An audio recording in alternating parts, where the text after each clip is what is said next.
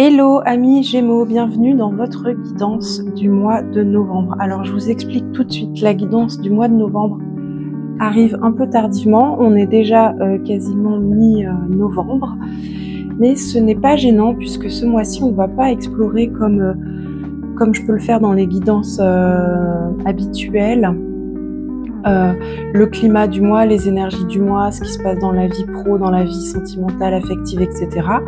Mais comme le mois dernier, je vous propose un tirage, une guidance avec un tirage spécial pour explorer notre part d'ombre et notre part de lumière. Qu'est-ce qui aujourd'hui nous bloque, ou quelle est la chose inconsciente un petit peu qu'on rejette ou qu'on refoule et sur laquelle on peut essayer de travailler un petit peu pour évoluer et apporter une transformation. Donc je le fais au mois de novembre parce que le mois de novembre est sous l'égide du Scorpion et que traditionnellement le Scorpion est associé aux profondeurs, à aller regarder ce qui se passe dans l'obscurité, à faire un travail de l'ombre, hein, qu'on appelle aussi un shadow work. Donc j'avais, en partant de cette idée, j'ai eu envie de développer un tirage spécial pour explorer un peu ça. Alors évidemment, on est dans une guidance générale, donc le travail de l'ombre, c'est quelque chose qu'on fait de manière personnalisée, individuelle. Donc là, on n'est pas sur du shadow work à proprement parler, hein, mais on est sur une thématique qui aborde ce type de sujet et il peut y avoir des choses qui résonnent en vous et qui vous aident ensuite à avoir un petit déclic et enclencher un petit travail réflexif et introspectif. Donc si ça peut être le cas, si ça peut résonner pour vous, eh bien j'en serais ravie, ça n'a pas d'autres ambitions que celle-ci. Vous pouvez aussi aller voir vos autres placements pour avoir différentes thématiques qui ressortent et voir ce qui résonne le plus pour vous. En tout cas, que vous soyez Gémeaux, signe solaire, lunaire ou ascendant, cette guidance est faite pour vous. On va aller explorer donc en 6 cartes de tarot, qu'est-ce qui se passe, quel est votre élan conscient actuel, qu'est-ce qu'il se joue sous la surface, dans l'inconscient, qui est peut-être ressenti déjà par le corps, ressenti par le cœur, mais qu'on n'a pas encore conscientisé, analysé et compris. Quelle est la part d'ombre actuelle qui bloque, qui est refoulée ou rejetée, sur laquelle on peut essayer d'un peu se questionner, travailler, mais aussi la part de lumière qui contrebalance en fait quel est l'écosystème, l'équilibre dans tout ça, et puis quelle est la possibilité de transmutation, de transformation ou d'évolution, donc d'alchimie possible dans cet état des choses actuelles. Je vais tirer vos cartes hors caméra pour gagner un petit peu de temps et on se retrouve juste après. Alors mes amis Gémeaux, c'est parti, j'ai réalisé votre tirage, il s'est fait assez rapidement, les cartes ont sauté très vite et je vous fais ce tirage avec le tarot surréaliste. Donc là, on a vraiment des cartes très très très mystérieuses, très originales. Il y a si on voulait partir de l'interprétation vraiment des visuels, c'est extrêmement riche. C'est un tarot que j'ai depuis quelque temps, que j'ai encore assez peu utilisé. Donc là, je vais pas faire une interprétation trop basée sur ce qu'on voit en détail sur ces cartes-là. Et puis, ça risquerait de partir dans quelque chose d'assez surréaliste.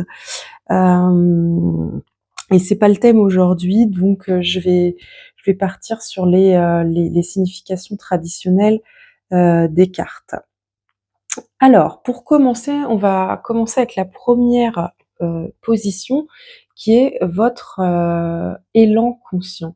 Qu'est-ce qu'actuellement vous désirez? Quelle est votre volonté? Où est-ce que vous portez vos actions, votre énergie vers quoi? Et là, on voit que vous avez un as de coupe. Et l'as de coupe, on peut noter déjà que vous avez sur 6 cartes 3 coupes. Donc c'est un tirage chez vous qui va tourner autour des émotions, autour des sentiments, peut-être autour d'une relation en particulier, une relation amoureuse peut-être. Et on voit que vous êtes amoureux. Vous êtes amoureux d'une situation, vous êtes amoureux d'un environnement, vous êtes amoureux d'un lien, d'une relation. Ça peut être sentimental, comme ça peut être aussi tout autre lien affectif important pour vous, hein, une relation amicale, une relation familiale, heu, vous êtes passionné par un domaine, vous êtes passionné par votre travail. En tout cas, ça tourne autour vraiment du fait d'aimer quelque chose, et d'être dans un oui, dans un rapport d'être, dans le désir et l'amour, de quelque chose. Avec toutes ces coupes, moi je dirais que c'est possible quand même que ça soit plutôt, de l'ordre du relationnel. Mais, en tout cas, ce que nous dit cette carte, c'est que vous voulez nourrir cet amour-là. Vous portez votre attention actuellement sur cet amour-là, sur probablement, bien le nourrir, faire bien les choses pour le l'é j'allais dire, je pense au mot expansion, mais je ne sais pas le conjuguer, mais pour, comment dire? Le faire fructifier, voilà, le faire grandir, le nourrir, en prendre soin et cetera. En deuxième position, dans votre inconscient, qu'est-ce qui se joue, en fait, sous la surface, dans la partie, immergée de l'iceberg? Qu'est-ce qui est peut-être ressenti, en fait, qui est une volonté inconsciente, mais que vous n'avez pas encore conscientisé, analysé, compris? C'est, le 3 de denier. Et le 3 de denier, en fait, c'est la carte de la carte de la collaboration, la carte du faire ensemble, du collectif, du faire à plusieurs, de travailler en équipe, c'est la carte aussi où on prend conscience que seul on peut aller vite, mais qu'à plusieurs on va plus loin, au sens où on met en commun en fait nos efforts, on met en commun nos compétences, nos qualités, etc. Et on construit quelque chose à plusieurs. Et on construit parce qu'on est sur le denier, donc on est sur quelque chose de l'ordre de l'ancrage, de la matière. Et j'aurais tendance à dire que c'est sûrement en lien justement avec ce lien, avec cette relation d'amour que vous entretenez. Et on voit que inconsciemment, vous avez envie de construire ensemble. Vous avez envie de construire avec cette personne. Peut-être que vous êtes dans un amour naissant ou un amour récent, dans une relation sentimentale récente, et que vous avez envie que ça fonctionne, vous avez envie de faire grandir cette relation, et vous êtes prêts à travailler ensemble, à collaborer, à discuter, à communiquer, à faire des compromis, à trouver des solutions à deux, vous avez envie d'être dans cette collaboration et de peut-être de construire, de planifier des projets à deux, et cetera. Heu Le 3, c'est aussi une carte de mouvement, en fait. Les cartes paires, le 2, le 4, et cetera, c'est des cartes d'équilibre, de stabilité. Les cartes, impaires, c'est des cartes de mouvement. Et là, le 3, c'est associé à l'arcane majeur de l'impératrice. C'est vraiment une carte d'expansion, de fertilité, de croissance, de créativité, de mouvement. Et donc, pour moi, il y a peut-être, voilà, une volonté inconsciente de peut-être de faire davantage les choses ensemble, et peut-être que c'est pas le cas actuellement. Peut-être, par exemple, que certains d'entre vous sont dans une relation où vous avez le sentiment d'être plus investi que l'autre, ou que vous aimeriez que la personne, soit plus dans le partage, ou soit plus disponible pour s'investir, se projeter ou faire des choses à deux. On peut être dans des choses de cet ordre-là. On va continuer avec la troisième position ici, qui est le 5 de coupe. Et le 5 de coupe, bon bah c'est une carte tout à fait surréaliste. Je l'aime beaucoup d'ailleurs, elle est rigolote cette carte, avec ces 5 personnages en forme de feuilles, avec des chapeaux. On a bien donc les 3, il en manque une? Ah non, elle est là. 3 coupes, 4, 5 coupes. 3 coupes au sol, 2 coupes portées aux lèvres avec la bouteille de champagne dans la main, 3 personnages qui ont l'air déjà sous l'emprise de l'alcool, les 5 lunes. c'est une carte rigolote, mais en gros, le sens de cette carte n'est pas nécessairement rigolo puisque le 5 de coupe, c'est une carte qui nous parle quand même de regret, de tristesse, de difficulté à faire le deuil, difficulté à digérer le passé, parfois regretter le passé, se dire ah ben oui c'était mieux avant, ou mettons là si je continue de filer la métaphore, en tout cas l'exemple de la relation sentimentale, peut-être qu'on peut être nostalgique d'une relation passée, et on compare notre relation avec la relation passée. On se dit ben ce que la relation que j'avais autrefois, elle était finalement, elle était pas si mal, elle était peut-être mieux que celle que j'ai aujourd'hui. Il peut y avoir des choses de cet ordre-là, mais là, il faut la penser cette carte dans sa dimension, dans sa position qui est votre part d'ombre. Qu'est-ce qui vous rend triste aujourd'hui? Qu'est-ce que vous regrettez? Qu'est-ce que vous feriez différemment? Pourquoi vous regrettez? Pourquoi vous repensez à cette chose du passé? Pourquoi ça vous rend triste? Pourquoi vous avez peut-être l'impression de pas la digérer? Est-ce que tout n'a pas été dit? Est-ce que vous avez un sentiment d'injustice parce que la manière dont les choses se sont passées, finalement, il y a une part où vous avez le sentiment de pas en être responsable et de pas avoir eu l'occasion en fait de démontrer vos sentiments, votre vérité. Qu'est-ce qui fait aujourd'hui que vous êtes dans cette forme de, pas de nostalgie, mais presque oui, plus de tristesse, de mélancolie? Dans quel domaine de votre vie vous ressentez ça? Est-ce que c'est bien, je pense, hein, parce que quand même avec 3 coupes sur 6 cartes, c'est dans le domaine relationnel, sentimental, affectif. Qu'est-ce qui provoque ça en vous?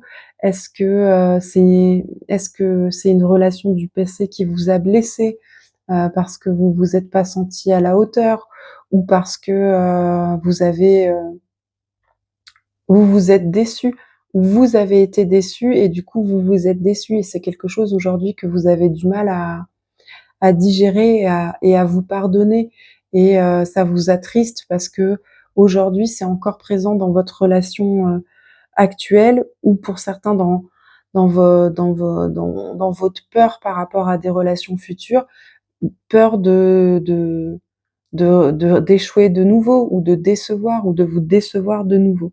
En tout cas, voilà, si vous ressentez effectivement que cette carte, cette part d'ombre résonne en vous aujourd'hui, cette forme de tristesse vis-à-vis de quelque chose du passé, de cette difficulté à faire le deuil, essayez d'identifier quelles en sont les raisons.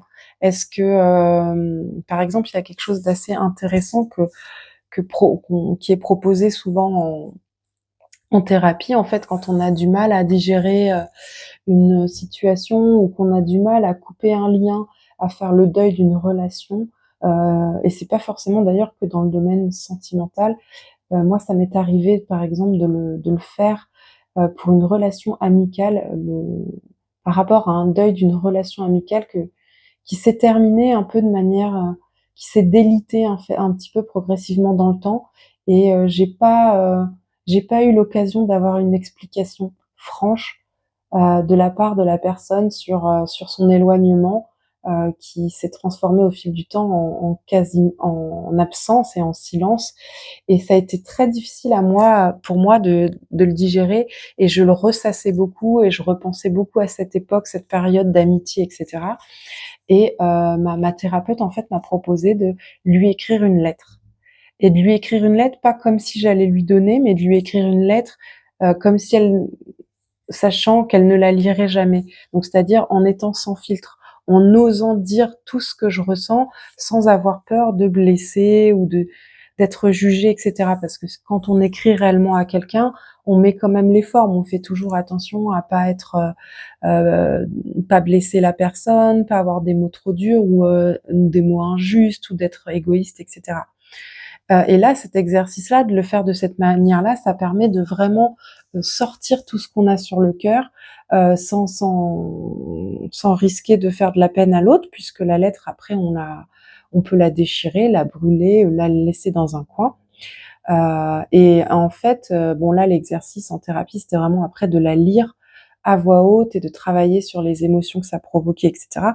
Là, vous n'êtes pas obligé d'aller jusque-là, à part si c'est quelque chose que vous pouvez faire justement mais en thérapie, mais si c'est quelque chose que vous faites seul, ne serait-ce que déjà l'écrire, la sortir de vous, en fait, ça peut déjà permettre de justement de la sortir de vous et du coup de sortir aussi les émotions négatives associées à ça et de pouvoir justement faire un deuil et avancer et s'en libérer. Ok, allez, on va continuer avec la carte 4. Donc la position numéro 4, c'est à l'inverse, pardon, votre part de lumière, parce que évidemment on a tous des parts d'ombre, on a tous des petits démons intérieurs, des aspects négatifs, mais on a aussi des aspects positifs, des aspects lumineux, des qualités. Et c'est ça en fait l'alchimie, c'est ça aussi, hein, c'est l'unification en fait de nos parts d'ombre et de lumière, et c'est d'accepter en fait qu'on est totalement parfait en fait dans notre imperfection, et c'est en acceptant aussi nos parts d'ombre qu'on est en capacité aussi d'accepter celles des autres. Et d'ailleurs, euh, quand on s'intéresse à ce travail de l'ombre, au cours de lecture, on peut se rendre compte que parfois, quand quelque chose nous exaspère chez quelqu'un, par exemple un comportement, un défaut, ou enfin ce qu'on va nous considérer en tout cas comme un défaut, nous exaspère, c'est que bien souvent c'est le reflet aussi d'un propre défaut, d'une propre ombre qu'on a en nous et qu'on refoule en fait. Et si ça nous déplaît tant, c'est parce c'est quelque chose qu'inconsciemment on reconnaît, mais qu'on essaie de taire en soi. Et du coup, on a du mal à l'accepter chez l'autre. Donc c'est assez intéressant. Et d'ailleurs, faites l'exercice, prêtez-y attention la prochaine fois que quelque chose vous exaspère chez quelqu'un. Essayez de voir si c'est quelque chose que vous avez aussi en vous, et quel rapport vous avez à ça. Et c'est intéressant en fait parce que en intégrant, en faisant ce travail d'intégration de nos pardons, de nos défauts, c'est aussi comme ça qu'on apprend à être beaucoup plus dans l'acceptation et dans l'empathie par rapport aux défauts des autres. Donc vous, votre part de lumière, donc c'est la reine de denier. La reine de denier, c'est vraiment la reine qui est ancrée dans la matière, qui est pratique, qui est pragmatique, qui est logique, qui est organisée, qui sait gérer son petit monde autour d'elle, qui sait planifier, gérer, qui est aussi capable de prendre soin d'elle, de prendre soin de son corps, de sa santé, de son environnement, qui peut être voilà une personne qui prend soin aussi des autres autour d'elle, qui va s'assurer que tout le monde est bien installé confortablement, que tout le monde savoure son repas. Ça va être voilà la reine la reine un petit peu chef d'orchestre qui est capable d'être au four et au moulin en même temps et qui va s'assurer que tout son petit monde autour d'elle soit épanoui et ce dont il a besoin. Donc vous avez cette capacité-là en fait à faire en sorte que tout aille bien autour de vous, de prendre soin de vous, de prendre soin de votre environnement, de le nourrir, donc d'être organisé, de faire fructifier aussi votre environnement. Euh, et donc ça c'est une très belle part de lumière. Qu'est-ce qu'on pourrait y voir en lien avec ce 5 de coupe, effectivement, vous avez dans l'inconscient l'envie, la volonté d'aller vers plus de collectif, plus de collaboration. Alors, est-ce que vous êtes justement dans quelque chose, pour certains d'entre vous, où vous voulez faire fructifier en fait votre environnement, votre foyer, votre vie familiale ou sentimentale, ou si vous êtes pas en couple, que vous n'avez pas d'enfants ou autre, votre cercle proche, hein, vos amis ou votre famille, et en fait, peut-être que vous avez cette capacité à faire ça, mais hem, vous avez, comment dirais-je? Peut-être que vous ressentez en fait que cette volonté-là que vous avez, en fait, ça marche pas parce qu'en fait, vous êtes seul dans vous êtes seul en fait dans cette histoire et vous pouvez pas faire, enfin, on peut, hein, on peut essayer d'être la pièce maîtresse d'un groupe ou de son foyer, et cetera. Mais quand il y a pas de partage, pas de réciprocité, bah, c'est quand même ça peut être difficile et ça peut attrister, ça peut provoquer de la tristesse. Après, peut-être que c'est aussi, finalement, vous êtes vachement dans le pragmatisme, dans le rationnel et du coup, comment dire? En fait, peut-être que vous êtes un petit peu, vous avez envie que les choses aillent toujours bien, en fait. Heu et que, «Allez, c'est pas grave, on avance, on fait ci, on fait ça, on» et vous vous coupez un peu peut-être parfois de vos émotions, de vos sentiments, de ce qui peut vous rendre triste parce que vous voulez toujours en fait, comment dire? «Garder la face» entre guillemets, faire en sorte que les choses aillent toujours bien, en mettant peut-être de côté certaines émotions, qui sont pas encore digérées, hein, des choses du passé qui sont pas encore digérées et en fait vous les refoulez un peu parce que, pour vous, il faut avancer, il faut se concentrer sur le positif, il faut se concentrer sur ce qui fonctionne bien et c'est super. C'est une super qualité et ça aide beaucoup à faire preuve de résilience dans la vie et avancer. Mais parfois, il y a des choses quand même douloureuses, des blessures qu'il faut quand même être capable de regarder en face et de traiter parce que sinon, elles restent toujours dans un petit coin, elles gratouillent jusqu'au jour où elles vont vraiment démanger, et puis où elles nous reviennent en pleine face et où on n'a pas le choix que de les traiter ou alors elles vont prendre des proportions, bien plus importantes, qu'elles n'auraient dû, en avoir au départ parce qu'en fait on a laissé traîner et que ça a pris de l'ampleur. On continue avec la 5e carte qui représente, un peu cet écosystème, l'équilibre entre tout ça. Et là, vous voyez le 3 de coupe. Et ça revient vraiment encore c'est bien 3 de denier, 3 de coupe. On a des cartes quand même, on a que des cartes impaires en fait. On a un seul arcane majeur, mais on a des cartes impaires. Donc on voit que là, vous êtes dans une période où il y a beaucoup de dynamique, il y a beaucoup de mouvement, il y a de l'expansion, il y a de la croissance en fait. Et vous, c'est quoi votre système dans tout ça? C'est d'être dans le partage, la légèreté, l'amitié, entretenir des relations amicales, prendre du bon temps, discuter avec les gens, prendre un verre, aller prendre l'apéro, etc. Et ça fait vraiment écho à ce que je viens de dire à l'instant avec la reine de denier. Peut-être qu'en fait vous avez actuellement un peu des des difficultés avec tout ce qui est de l'ordre des émotions négatives. Vous vous octroyez pas, la possibilité en fait de vous laisser aller aussi parfois à des émotions négatives. Vous avez du mal à regarder en fait les émotions négatives que vous pouvez avoir, la vulnérabilité qu'il peut y avoir en vous. Peut-être parce que vous avez associé à quelque chose de négatif.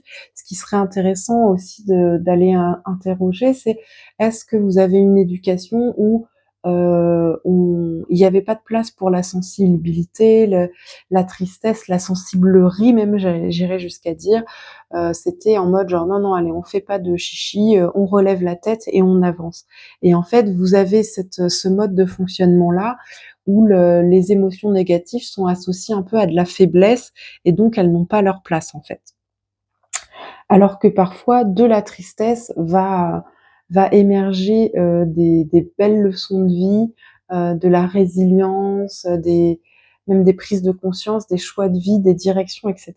Et peut ressortir des choses très intéressantes. Et surtout, toute émotion, toute émotion a quelque chose à nous dire, a un message à nous transmettre. Donc toute émotion mérite d'être écoutée attentivement, et toutes les émotions se valent. Il n'y a pas des émotions qui ont plus de valeur positive que d'autres, même s'il y a des émotions sont effectivement ressenties plus positivement. Elles n'ont pas, sur l'échelle des valeurs des émotions, il n'y a pas d'échelle de valeur des émotions, justement. Donc vous, votre équilibre dans tout ça, c'est de profiter de l'instant présent, de profiter des gens, d'être dans le partage, l'amusement, la discussion. Et c'est pas tellement étonnant parce que vous êtes Gémeaux, vous êtes des êtres sociaux, vous adorez être entourés, vous adorez discuter, vous êtes curieux, vous adorez partager, découvrir des nouvelles choses. Donc c'est pas très étonnant que ce soit un peu votre système, votre équilibre à vous.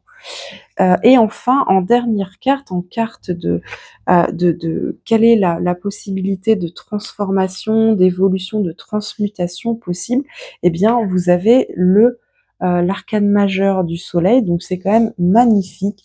C'est vraiment la carte de la confiance en soi, la carte de la clarté aussi, de la clarté mentale, de la joie, de l'épanouissement,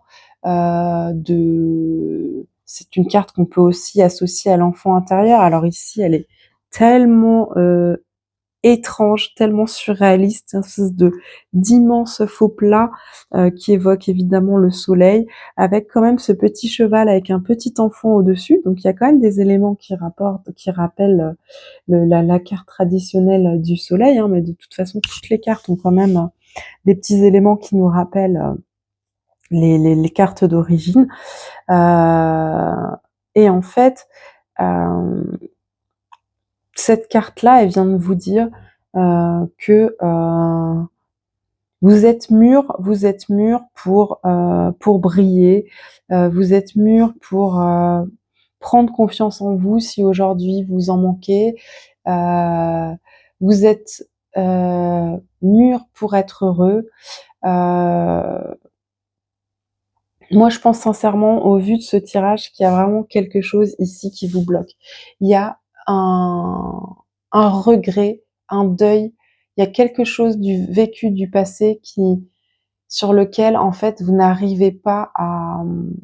n'arrivez toujours pas, en fait, à dépasser, quoi, à digérer. Et peut-être qu'en fait, vous avez tout actuellement dans votre vie pour être bien. Vous avez cet amour naissant ou récent. Vous avez cette volonté inconsciente aussi en plus d'être dans le partage, de peut-être du coup ce qui signifie que vous avez envie d'une vie à deux, de construire quelque chose, etc. Vous avez en plus cette capacité à faire fructifier votre foyer, votre environnement. Vous avez une certaine euh, capacité à être dans le partage, la légèreté, la joie de vivre au quotidien, et en même temps vous avez cette chose-là, cette ombre, cette blessure en fait, et on vous dit, pour moi il y a un lien aussi avec l'enfant intérieur en fait, il faut peut-être aller au cœur de cette blessure, la penser, la réparer aussi pour se reconnecter en fait à son enfant intérieur. Et s'il y a quelque chose qui nous a fait mal, en fait, c'est peut-être quelque chose qui remonte à l'enfance, hein, par rapport à notre éducation, à notre image de soi, à comment on s'est construit, comment s'est construit notre image de soi, notre estime de soi. Et en fait, bah, regardez cette blessure, pardonnez. Moi, je pense qu'il y a quelque chose de la notion du pardon, en fait. Pardonner, euh, Et, et voilà, et regarder cette blessure ou regarder cette chose et dire je te vois en fait, je te vois, je te pardonne. Si c'est vous qui avez du mal à vous pardonner quelque chose, faire ce travail un peu de reparentage avec votre enfant intérieur, de dire je te vois, je suis là, tout va bien, je te pardonne, tout va bien se passer en fait, et d'accepter cette blessure, de dire je la vois, je la prends en compte, je vais la soigner. Vous avez tout ce qu'il faut en plus pour le faire, et je peux être heureux, je peux briller, je peux.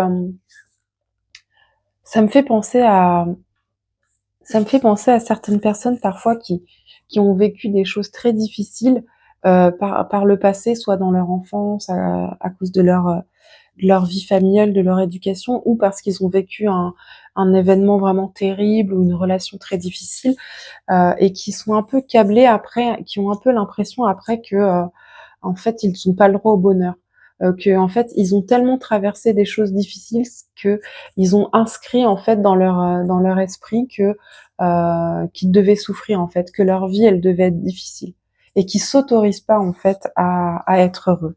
Mais en fait, autorisez-vous à être heureux, autorisez-vous à briller, à être dans la joie et dans l'épanouissement.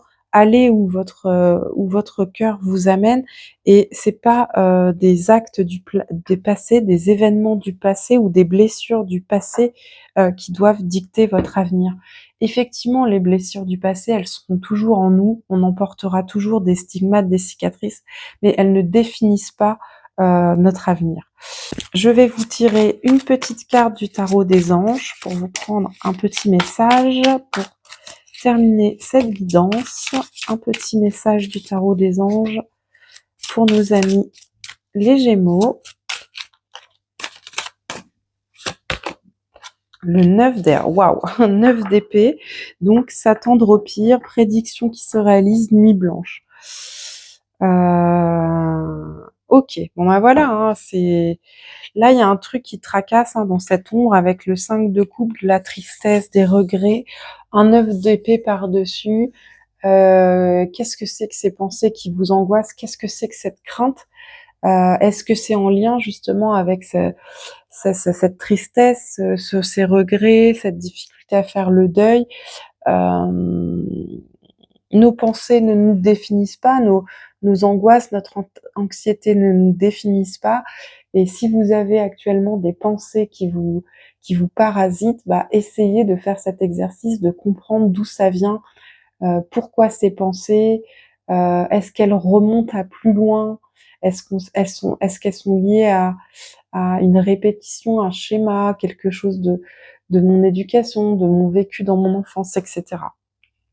En tout cas, ouais, il y a quelque chose qui vous angoisse, alors que finalement, heu, vraiment vous avez tout pour être heureux, et comment dirais-je? Et voilà, il faut pas se focaliser sur les pensées